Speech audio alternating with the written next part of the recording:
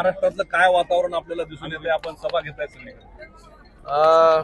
कालपासून नंदुरबार असेल, धुळे, जळगाव, नाशिक आणि आता या पाथरीमध्ये आजची पहिली सभा झाली आणि पहिली सभा देखील दणदणीत जी आहे ही या ठिकाणी पार पडलेली आहे. आणि महाराष्ट्रामध्ये सगळीकडे असंच वातावरण आहे. जिकडे कधी शिवसेनेची ताकद नव्हती तिथे देखील लोक जे आहे उत्साहाने जे आहे हे सहभागी होत आहेत प्रचार सभेमध्ये, जाहीर सभेमध्ये. शिवसेनेची ताकद जी आहे ही सगळीकडे महाराष्ट्राच्या कानाकोपऱ्यामध्ये जे आहे, गावोगावी जे आहे वाढलेली आहे. आणि मला वाटतं एक वेगळं चित्र जे आहे ह्या वेळेस या नगर परिषदेमध्ये, नगरपंचायतीमध्ये, नगरपालिकेमध्ये आपल्याला पाहायला मिळेल.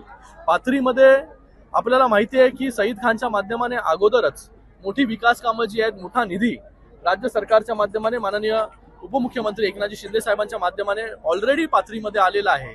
आज काय आम्ही नवीन फक्त पोकळ आश्वासन देण्यासाठी इथे आलो नाही, आज लोकांना वचन देण्यासाठी आलो की पाथरीकरांनी जे आहे हे सईद खानच्या मागे आमचं जे उमेदवार आहेत नगराध्यक्ष पदाचे आसिफ खान यांच्या मागे ताकदीने उभे राहा, शिवसेनेच्या मागे ताकदीने उभे राहा. जे आतापर्यंत दिलंय त्याच्यापेक्षा अजून जास्त निधी जो आहे हा या पाथरीकरांना पाथरी शहरामध्ये जे आहे या मिळेल. पाण्याची व्यवस्था असेल, रस्त्यांचा प्रश्न असेल, त्याचबरोबर अंडरग्राऊंड ड्रेनेज असेल, हिंदू स्मशानभूमीचा विषय असेल, हे सगळे विषय या पाथरीकरांना जे आहे हे सरकारच्या माध्यमाने, शिंदे साहेबांच्या नगरविकास खात्याच्या माध्यमाने जे आहे हे 100%. आज सईद खान जो आहे नगरसेवक नाही, आमदार नाही, कोणी नाही, तर नगरसेवक नाही, पण तरी पण शेकडो कोटीपेक्षा जास्त निधी जो आहे हा या पाथरीमध्ये आलेला आहे. डॉक्टर साहेब, एकंदरीत सईद खान यांनी आपल्या भाषणात नाराजी व्यक्त केलेली आहे की स्थानिक नेते त्यांना मागे ओढण्याचा प्रयत्न करत आहेत. काँग्रेसच्या नेत्या, सॉरी माझा प्रश्न ऐकून घ्या, काँग्रेसच्या बळावर त्यांनी सभापती या ठिकाणी झालेला आहे.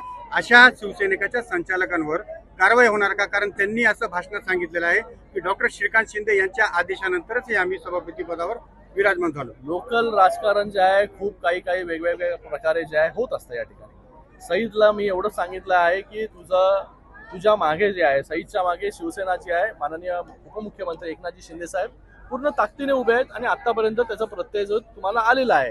बाकी लोकल राजकारण काय होतं, आज आपलं नगर परिषदेची निवडणूक आहे, त्याच्यावरती कॉन्सन्ट्रेट करून आपला नगराध्यक्ष कसा निवडून येईल त्याच्यावरती सगळ्या कार्यकर्त्यांनी काम त्यामध्ये शिवसेना एक नंबरला राहील का येणाऱ्या निवडणुकांमध्ये? बघा, कोण 1 नंबर कोण 2 नंबर ह्याच्यावरती आम्ही कधीच पडलो नाही. आमचा पक्ष जो आहे आज शिवसेनेची ताकद जी आहे ती आज वाढलेली आहे.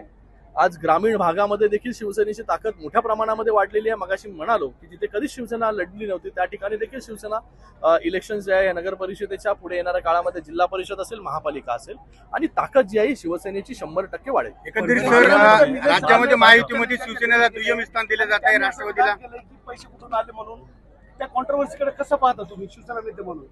आता मी कालपासून आहे ना, मी तुम्हाला सांगितलं नंदुरबार, धुळे, जळगाव, नाशिक आणि मग रात्री संभाजीनगरला आलोय. तर त्या परिस्थितीमध्ये मला जे आहे हे पूर्ण त्याची इन्फॉर्मेशन घेता आलेली नाही. नक्कीच त्याच्याबद्दलची माहिती घेऊन, पण मला वाटतं त्याच्यामध्ये इलेक्शन कमिशन जे आहे हे सगळ्या गोष्टी बघते आणि त्याच्यावरती लवकरच आपल्याला कळेल. परभणी जिल्ह्यामध्ये उद्धव ठाकरेंची शिवसेना फक्त एकाच जागी जे त्यांचा नगराध्यक्ष पदाचा उमेदवार आहे, पण शिंदे सेनेची शिवसेना 4 ते 5 ठिकाणी लढवते. तर परभणी जिल्ह्यात खासदार आमदार देखील असून उद्धव ठाकरेंना स्थानिक स्वराज्य संस्थांमध्ये एवढी हालत का झाली? कार्यकर्त्याला जेव्हा नेता लक्ष देत नाही कार्यकर्त्यावरती, आज बघा तुम्ही निवडणुकीमध्ये तुम्हाला कुठले पक्ष दिसत आहेत? जे महायुतीचे पक्ष आहेत तेच प्रचार करताना तुम्हाला दिसत आहेत, त्यांचेच नेते दिसत आहेत. शिंदे साहेब आज दिवस रात्र एक करतायत. ही कार्यकर्त्याची निवडणूक आहे. खासदारकी झाली, आमदारकी झाली, नेत्यांची निवडणूक संपली. आणि ज्या नेत्यांना निवडून देण्यासाठी ज्या कार्यकर्त्यांनी काम केलं, आज तो कार्यकर्ता देखील निवडून आला पाहिजे. याच्यासाठी आमचे सगळे मंत्री असतील, आमचे सगळे नेते असतील, शिंदे साहेब स्वतः दिवसामध्ये 8-8 सभा घेत आहेत. तर कार्यकर्त्याला कशी ताकद द्यायची ही शिंदे साहेबांना बरोबर माहिती आहे. म्हणून आज सगळीकडे जे आहे हे शिवसेनेचे उमेदवार जे आपल्याला उभे राहायला पाहायला मिळत आहेत. आणि ज्यांनी कधी कार्यकर्त्याला सन्मानच दिला नाही त्याची परिस्थिती अशीच होणार आहे. आणि आज देखील तीच परिस्थिती आहे की कार्यकर्ता आहे वाऱ्यावरती. तुम्ही तुमची निवडणूक लढा, जिंकले तर तुम्ही आमच्या पक्षाचे, नाही जिंकले तर तुम्ही तुमचं बघून घ्या, अशी परिस्थिती आहे. संभाजीनगरच्या शासकीय वसतिगृहामध्ये शिरसाट साहेबांनी पाहणी केली होती, पण तो पाणी निघण्याचा आणि आळ्या निघण्याचा प्रकार अजूनही थांबलेला नाही. याबद्दल काय सांगणार? त्यांच्यावर संबंधित इथं जाऊन आयुक्तांनी पाहणी केलेली आहे. संबंधित जो कोणी त्याला दोषी असेल त्याच्यावर FIR नोंद केलेला आहे आणि पूर्णपणे कारवाई केलेली आहे. यापुढे असा प्रकार घडणार नाही याची आम्ही काळजी घेतो. थँक्यू.